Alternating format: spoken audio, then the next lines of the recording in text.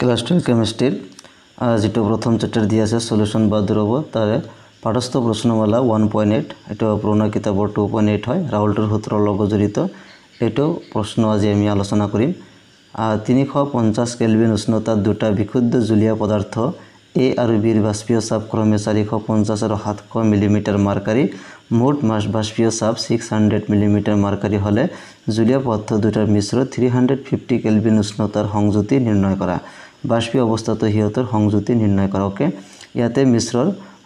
350 kelvin উষ্ণতা কি উলিয়াব কৈছে সংযুতি নিৰ্ণয় কৰিব কৈছে অৰ্থাৎ ইয়াতে সংযুতি মানে মূল ভগ্নাংশ দিছে অৰ্থাৎ মূল ভগ্নাংশ উলিয়াব লাগে আৰু বাষ্পীয় অবস্থাত হিয়তৰ সংযুতি অর্থাৎ মোল ফ্র্যাকশন বা মূল ভগ্নাংশ উলিয়াব লাগে ওকে ইয়াতে সংযুতি অর্থাৎ মূল ভগ্নাংশক বুজোৱা হৈছে সেই কাৰণে ইয়াতে আমি মূল ভগ্নাংশ উলিয়াম আৰু বাষ্পীয় অবস্থাত হিয়তৰ কি উলিয়াম সংযুতি বা মূল ভগ্নাংশটো উলিয়াম ওকে সো কোশ্চেনটো মই ইয়াতে লিখি লৈছো গতিকে এটা বুজোতে সহজ হ'ব ইয়াতে কি দিয়া আছে হেতু প্ৰথমে আমি লিখিম ওকে সো গিভেন দিয়া আছে PA নট ইকুয়াল টু 450 অর্থাৎ বিশুদ্ধ জুলীয় পদার্থ PA নট মানে হৈছে বিশুদ্ধ জুলীয় পদার্থ বা উপাংশটোৰ বাষ্পীয় চাপ ওকে অতে PA নট অৰ্থাৎ এই উপাংশটোৰ বিশুদ্ধ অৱস্থাৰ বাষ্পীয় চাপ দুটা বিশুদ্ধ জুলীয় পদাৰ্থ লোৱা হৈছে A আৰু B ৰ বাষ্পীয় চাপ ক্ৰমে 450 ওকে 450 মিলিমিটাৰ মাৰ্কাৰি ওকে এইটো হৈছে A উপাংশটোৰ বা এই পদাৰ্থটোৰ বিশুদ্ধ অৱস্থাৰ বাষ্পীয় চাপ আকৌ PB নট অৰ্থাৎ B ৰ বাষ্পীয় চাপ কিমান দিয়া আছে 700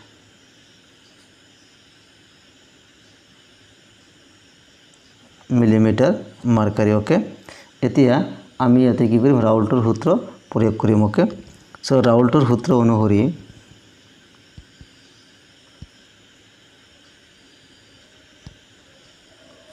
ৰাউল্টৰ সূত্ৰ অনুসৰি বা সূত্ৰ মতে লিখিব পাৰা ওকে ৰাউল্টৰ সূত্ৰ অনুসৰি বা ৰাউল্টৰ সূত্ৰ মতে বাষ্পীয় চাপ এতৰ মূল ভগ্নাংশৰ সমানুপাতিক আছিল বা ডাইৰেক্ট যদি আমি সমানুপাতিক চিহ্নটো বহুৱাই দিও সো কিমান আহিব PA not XA okay XA অৰ্থাৎ এৰ মূল ভগ্নাংশ অৰ্থাৎ ৰাউল্টৰ সূত্ৰটো কি আছিল ৰাউল্টৰ সূত্ৰটো পাৰ্শিয়াল প্ৰেসাৰ বা আংশিক চাপ তাৰ মূল ভগ্নাংশৰ কি হয় সমানুপাতিক হয় আৰু PA নটটো এটা হল বিশুদ্ধ অৱস্থা দ্ৰৱৰ বাষ্পীয় চাপ ওকে এই উপাংশটো বা এই পদাৰ্থটোৰ বাষ্পীয় চাপ এটো আছিল আকৌ PB আমি লিখিব পাৰো PB equal to PB not XB okay এনেকৈ আমি দুটো উপাংশ লিখিব পাৰো যেহেতু উপাংশ A আৰু উপাংশ B দি আছে গতিকে PB equal to PB not XB therefore total বাষ্পীয় চাপ P total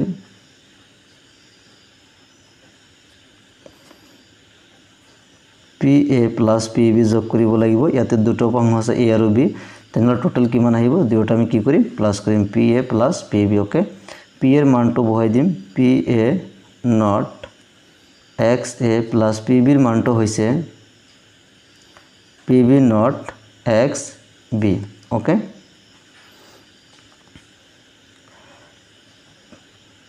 PA not XA plus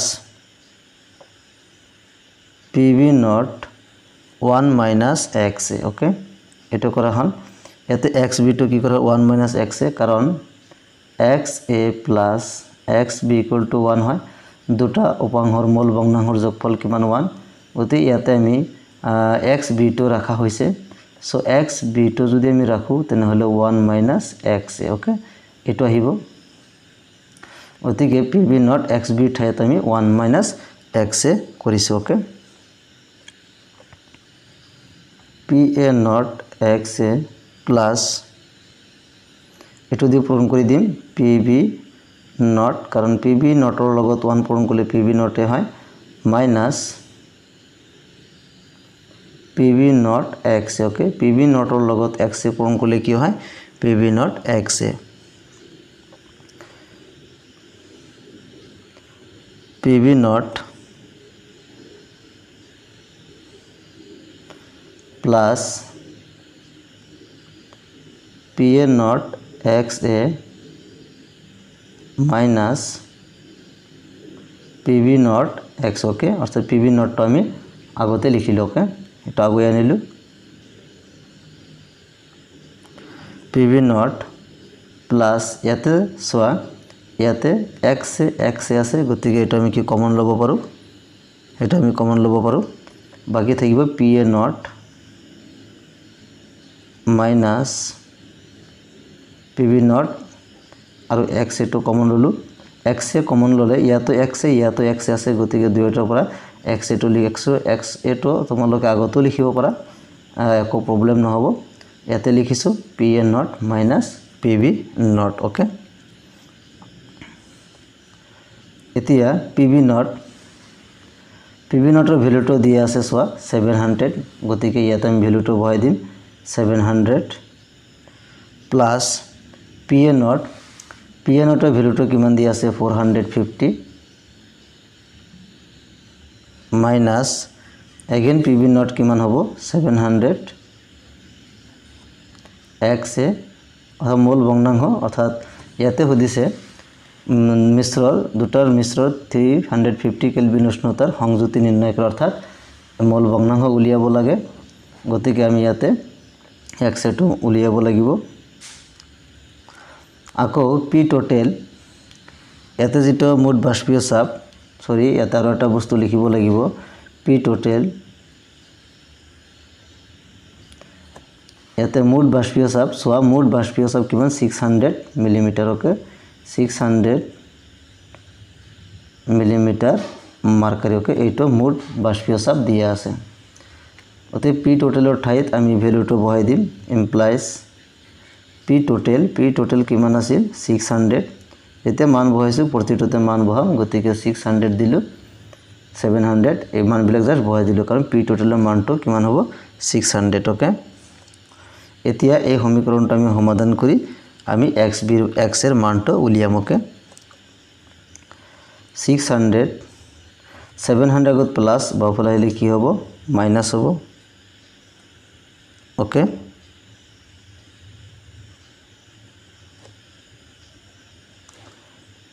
সমান 450 পৰা 700 মাইনাস কৰিব লাগিব মাইনাস কৰিলে কিমান আহিব -250 ওকে কাৰণ ডাঙৰ সংখ্যাৰ আগত কি আছে মাইনাস চিন আছে এই কাৰণে ইয়াতে কি আহিব মাইনাস আহিব তাৰপিছত কি আছে XA ওকে 600 700 মাইনাস কিমান হ'ব 100 equal to -250 XA okay so minus আৰু মাইনাস ক্যান্সেল যাব গতিকে আমি ইয়াৰ পৰা XA টো উলিয়াব পাৰো XA equal to কিমান হ'ব 100 ওপৰত থাকিব আৰু 250 টো তলত আহিব ওকে সো 250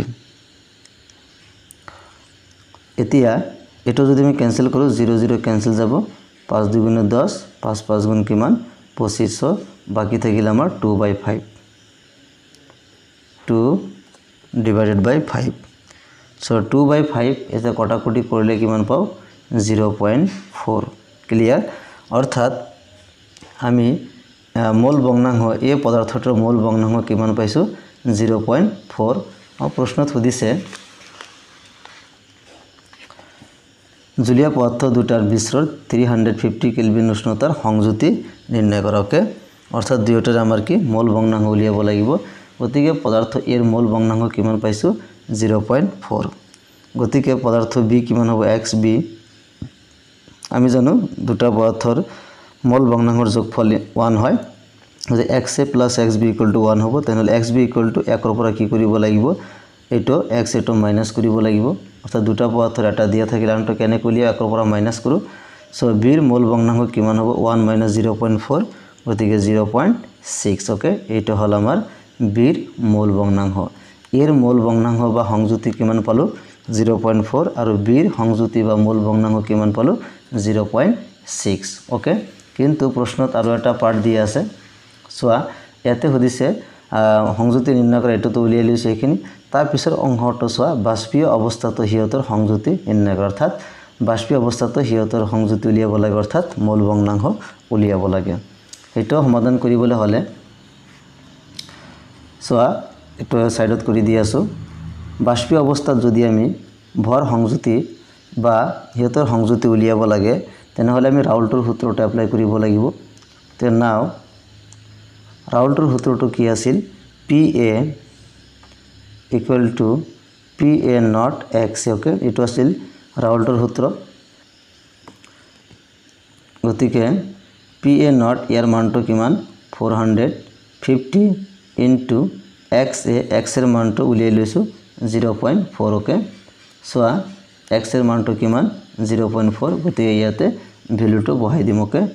0.4 450 into 0.4 করলে কিমান আহিব 180 মিলিমিটার মার্কারি অর্থাৎ বাষ্পীয় অবস্থাত এ উপাংশটোৰ অৰ্থাৎ এ পদাৰ্থটোৰ বাষ্পীয় চাপ 180 মিলিমিটাৰ মাৰ্কাৰি আকৌ PB বিৰ কাৰণে আমি এইটো ফৰ্মুলা এপ্লাই কৰিম PB not XB okay so PB Notre মান কিমান 700 into XB XB ৰ মানটো অৰ্থাৎ B ৰ মূল ভগ্নাংশটো উলিয়াই লৈছো সোয়া XB equal to 0.6 okay so ইয়াতে আমি 0.6 বহাই দিম 700 into 0.6 পূৰণ কৰিলে কিমান আমি পাও 420 মিলিমিটাৰ মাৰ্কাৰি 420 মিলিমিটাৰ মাৰ্কাৰি এটা আমি পাই গলো এটা হল আমাৰ PA আৰু PB ৰ মান এতিয়া বাষ্পীয় অৱস্থাত কি কৰিব লাগে এ পদাৰ্থটো মূল ভগ্নাংশ আৰু বি পদাৰ্থটোৰ মূল ভগ্নাংশ উলিয়াব লাগে বাষ্পীয় অৱস্থাত সংযুতি গতিকে আমি ইয়াতে লিখিম বাষ্পীয়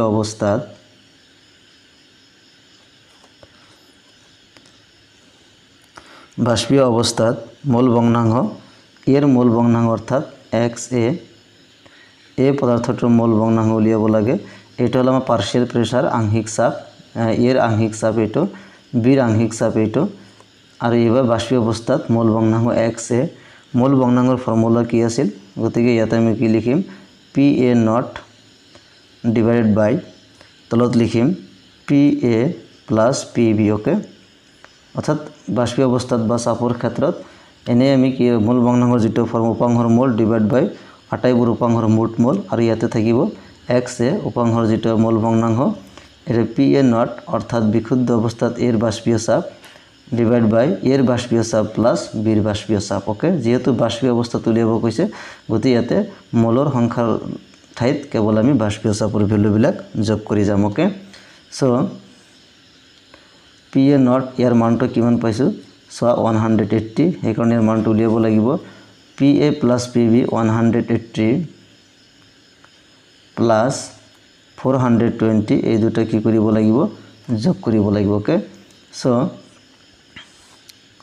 180 আৰু 180 plus 420 যোগ কৰিলে কিমান আহিব 600 সো